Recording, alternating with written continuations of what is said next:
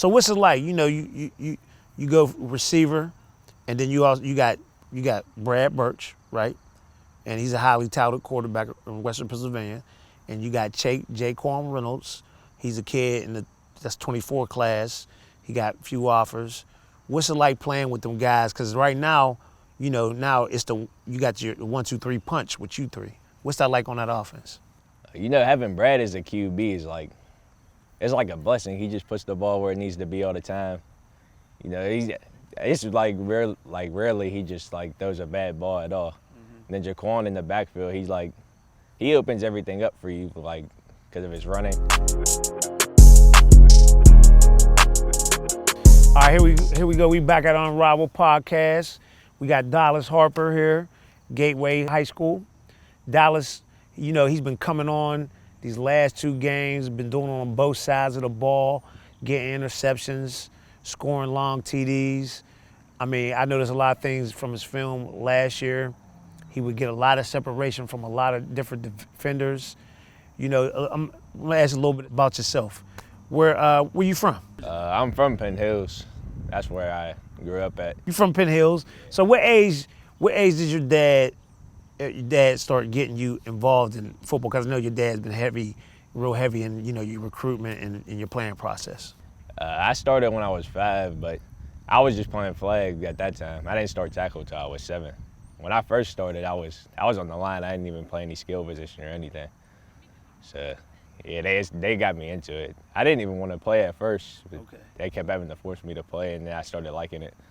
Okay, so who'd you play for coming up in midgets? I was always playing with Penn Hills when I was younger. Okay. Then I started switching teams. Okay. After that, I went to Fox Chapel and Woodland Hills, and I just kept going on. I got you.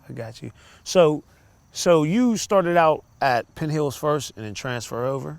Yeah. Okay. So what was that transition like from, Penn Hills to Gateway? It was a whole different environment coming here. At Penn Hills, it was just everything was different, practice, school, all of that. And when I came here, it just felt like it fit me more when I came here. So when you transferred over, right, you had to wait until your junior year to start. So do you think that year of patience helped you out with your development? Yeah, that year I just had to do a lot of learning. Coming here, learning new plays, new defense, everything. And that year I was playing quarterback and everything. Mm-hmm. So I just had to take that year to realize that I could play about anywhere because I'm an athlete. Mm-hmm. And I ended up playing receiver, and I felt like that fit me better more than just playing quarterback because I wasn't going to see the field much there. Okay. So with that being said, you playing quarterback and you playing wide receiver, but now a lot of schools is reaching out saying this guy with his length and his size might be a DB. What you think that transition is going to be like? You playing, you've been striving it right now, but if you got to get recruited as DB and playing college. I actually feel really good about that. It didn't matter what side of the ball I was playing on, offense or defense. I like both sides of the ball, and I feel like DB should have been something I had in my mind more often. I should have just tried to play that more, started getting better at that too. Right. Remember that conversation we had? Yeah. Yeah. But, now team-wise, since you've been on the team and, you transferred over and then you started, now you've been showing your teammates you can play, how have you been developing to a leader? I had to step up my leadership role a lot this year. Last year I was just more playing, just on the team. I wasn't one of the leaders. But now I'm a role model to the younger people too. So I have to show them what needs to be done to be a better player and just to help your team out. Right. So what's it like? You go receiver, and then you got Brad Birch, right? And he's a highly touted quarterback in Western Pennsylvania. And you got Jaquan Reynolds. He's a kid in that's 24 class. He got a few offers. What's it like playing with them guys? Because right now, now you got your 1-2-3 punch with you three. What's that like on that offense? Having Brad as a QB is it's like a blessing. He just puts the ball where it needs to be all the time. Rarely he just throws a bad ball at all. Mm-hmm. then Jaquan in the backfield, he opens everything up for you, because of his running. So I noticed too, on this Gateway team, it's one of the faster defenses in the WPIAL. People don't realize that. You all swarm to the ball. I watch you. And then when you all get pressure up front, it allows guys like you in the game yesterday against North Hills to get the interceptions. What's it like on that back end playing with that front seven? That front seven is amazing. Them getting the pressure on the QB, just like you said, it helps me to get the picks and everything, help me read better, and it makes the QB forcing them to throw into a bad pass. So do you think your time at QB and then go playing receiver has actually made you a better defensive back now? Yeah, because at QB I had to do a lot of reading back there, so I understood coverages really well. Mm-hmm. So when I got on defense, it's I kind of knew what the QB was always thinking, where he was looking, and now I just take away his options and helps him back there. So that goes to your football IQ. So now you understand some formations, attention to detail, down and distance, all that stuff. So there's only so many plays that they can run, even with the routes. So tell me, what do you see when you got your one-on-one matchup as a DB, and vice versa when you're a wide receiver against, the defensive back? On offense, I'm just if they're in the zone, I'm trying to find the open spot in the defense where I can sit down, just get the ball, make a move. And then if they're in man, I know I could beat that man, and because I know most people, they're not going to be able to guard me, so I can just beat that man. Right. On the flip side, on defense. On defense, because I play receiver, it's I already know what the receiver is really trying to do or where he's trying to go. If he takes an inside stem, outside stem, I know what he's going to do. So I just take his options away and make the quarterback throw a bad pass and take it from him. Right. So if you see that, coaches, Dallas knows exactly what he's talking about. And this is one of the things why we want to do this interview, because with you, I think you're under-recruited, and a lot of schools should come in and see what type of athlete you are. You got the length. You're showing you can run because you're scoring multiple long TDs on offense. You know what I'm saying? Last year's tape. Now you're getting interceptions and you're getting to the house. So you're the type of kid, a MAC school, FCS, even Power 5. Power 5 late offer, but definitely MAC FCS should come in, and they should come in and see what type of priority, because you got a lot of value. And you're a smart football player. So let me ask you this: what's some goals you got after football? Now I'm trying to make my way to college, play college ball, at the Division I level. Mm-hmm. And I don't really know what I want to get into for school-wise, like that. The goal is to get to college and do my thing up there. Right. So what's the atmosphere here like at Gateway? When you step in, coming from where ain't that the thing over there? The tunnel, yeah. They used to call that the swamp or something, didn't they? Yeah. What's that like here? It's amazing coming out of there, having the student section right next to you. Mm-hmm. As you walk out, cheer you on. All the fans up there, my parents, family. It's just an amazing atmosphere to play in, and I love that I came out here to do it. Right. There's a lot of history here. You see all these guys on the back line here. I trained a few guys like a Jaquan Brisker, So it's a lot to live up to here in Gateway. Do you feel any pressure, when you're playing out here, or even walking through the halls here in the school? No, I don't really feel any pressure. Okay. Just at ease. Yeah. So now, your last performance, you kind of you showed a lot of, I'm willing this team, I'm going to get my team to the victory. The last two games on the offensive end, well, we on game 3, right? Yeah, your first game, on the offensive end, you did what you had to do on the defense end these last couple games. So how you feel about that? I feel great the way I played and stepped up and showed everybody what I could do, offense and defensively. So it was a good experience. Right. So what's your team goals coming up, for the rest of the season? Everybody's team goal is usually to make it to the WPIAL states. Mm-hmm. And I think with this team, the people we have, the energy, everything, I feel like we could really make it far, like Whitfield state level. You feel you got enough depth on the team?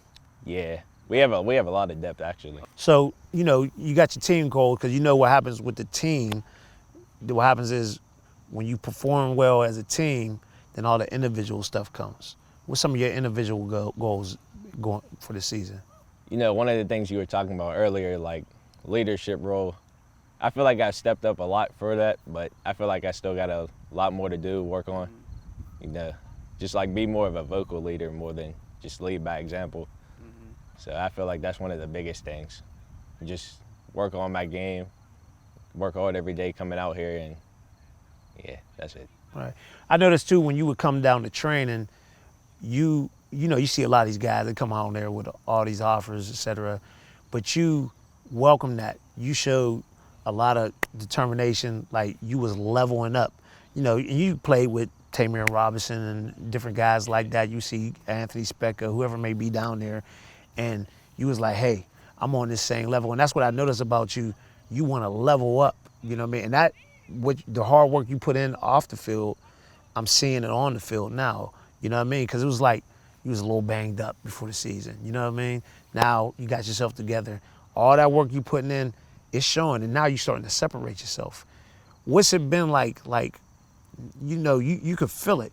You could feel that separation and the confidence. How's your confidence from last year to this year? My confidence this year boosted way up from last year. You know, like how you said with the injury, my knee, I felt like that was stopping me from doing a lot, like cutting, being able to just like make moves, make people miss and everything. Now that I got that, I just feel like I'm a whole different player. Like I'm on a whole different level now than I was before. So, you know, in college, is there anybody that you patent your game after?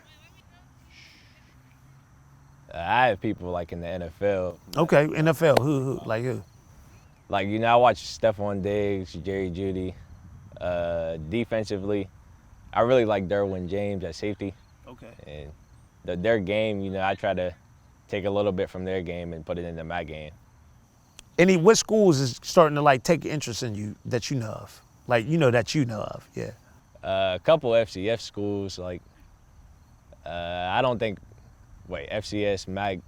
Yeah, Mac is in the FCS, like your Fordham, your stuff like that. Yeah, a couple of those schools have been looking at me.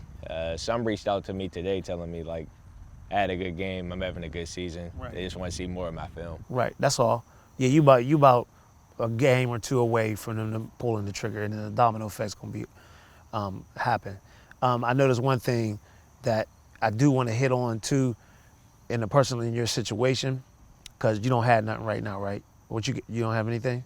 I have Bluefield. Bluefield, okay. So person in your situation is because of the transfer portal. So let's say if a school got 25 offers, right? It used to, before COVID and the transfer portal, you could wait, you know what I mean? Because they was giving that 25 offers to that high school athlete. Now, they might hold back 10 to 15 for the transfer portal. So people in a situation like yours, or they haven't committed yet, what they really want to do is narrow that thing down as soon as possible and commit. You get what I'm saying? Yeah. You know what I mean? Learn about the school, stay responding to those coaches, because that's key. Because what happens is, at the end of the day, when them signing days pass, and you might end up falling to a D2 school, even though you might have the players Division I, but a lot of these Power 5 offers is already out the door, and they're waiting on the guys from the FCS schools, and the MAC schools is waiting for the guys from the Power 5 to transfer. So any kid in that situation where they getting MAC, FCS, you gotta look to commit. You see what I'm saying?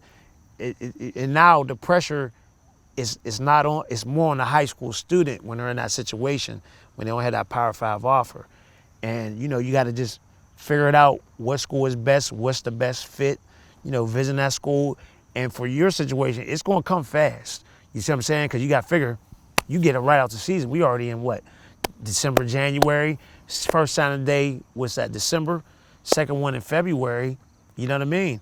And then the first one go in December, you might look around, all right, I still got some FCS and MAC schools looking at me. But all them D2s you know what I'm saying, is going to pick up that slack.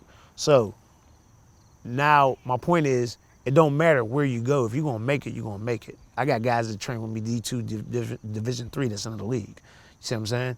But that's what you really got to look at. Like, I'm going to narrow this down. This school has offered me, so I'm going to, okay, if they offer me this month, if I don't get nothing the following month, I got to look and see, anticipate, like, all right, should I commit here? You get what I mean? Because you don't want to be sitting there stranded like, man, I ain't got nothing. Then nothing against, then you're going to have to look at maybe going D2, and if that ain't for you, then some guys go to the JUCO route, and the JUCO route's a whole nother story. You get what I'm saying? Yeah. So it's almost though, you know, if you got grades, why would you go JUCO? You know what I'm saying? So I'm just dropping some jewels on you so you know for your recruiting process, because, you know, summertime you got banged up, kind of under recruited. You know what I'm saying? Real, you know, under recruited.